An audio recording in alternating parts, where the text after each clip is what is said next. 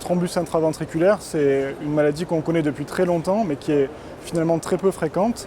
Et donc j'ai eu l'opportunité de travailler avec le groupe Action à l'hôpital de la Pitié-Salpêtrière sur une cohorte de patients à partir de données échographiques. Donc en gros, on a pris une base de patients qui ont eu des échographies pour quelle que soit la raison, avec 90 000 échographies, et on a regardé ces patients s'ils avaient un thrombus intraventriculaire ou pas. Donc on est dans des données observationnelles, descriptives, rétrospectives.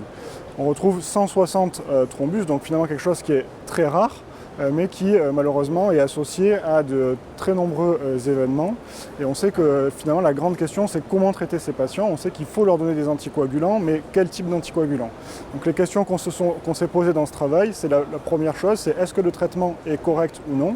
Donc on a regardé le taux de régression des thrombus sous traitement anticoagulant, et malheureusement il n'est pas suffisant puisqu'on a environ 2/3 des patients qui gardent un thrombus malgré un traitement qui est adapté. Le deuxième message, c'est que quel que soit le traitement, même si on n'est pas dans une étude randomisée, que ce soit des AVK ou des AOD, on a un taux de régression qui est le même. Le deuxième grand message, et qui est finalement le plus important, c'est que lorsque l'on a un thrombus intraventriculaire gauche, on a un risque d'événement cardiovasculaire qui est majeur, avec dans cette cohorte 37% de patients qui vont faire soit un décès, soit un infarctus, soit un AVC, soit une embolie périphérique significative, c'est-à-dire une embolie de jambe ou une embolie des artères rénales par exemple. Et donc c'est quand même vraiment un événement qui est important et majeur pour le patient. Le troisième message, c'est de dire que les patients qui vont arriver à la régression totale du thrombus, c'est-à-dire à sa disparition, ils vont avoir moins de mortalité.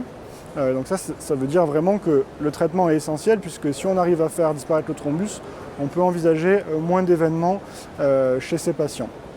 Et donc finalement, tout l'intérêt de cette étude, c'est d'essayer de retrouver maintenant quelle est la meilleure stratégie de traitement pour ces patients. Première question, c'est faut-il faire des AOD ou faut-il faire des AVK? Et la deuxième question, c'est quelle est la durée du traitement optimale? On ne peut pas y répondre pour le moment, on a très peu de données sur ce point-là. Et donc on a déposé un projet pour essayer de financer cette étude en randomisant une stratégie d'AVK ou d'AOD et une durée de traitement qui, pour le moment, dans les recommandations, est de 6 mois. Et je rappelle qu'on a le droit d'utiliser et l'AOD et l'AVK. Les recommandations sont assez larges en disant qu'il faut un anticoagulant chez ces patients, mais sans vraiment choisir, en fait, puisqu'on manque de données.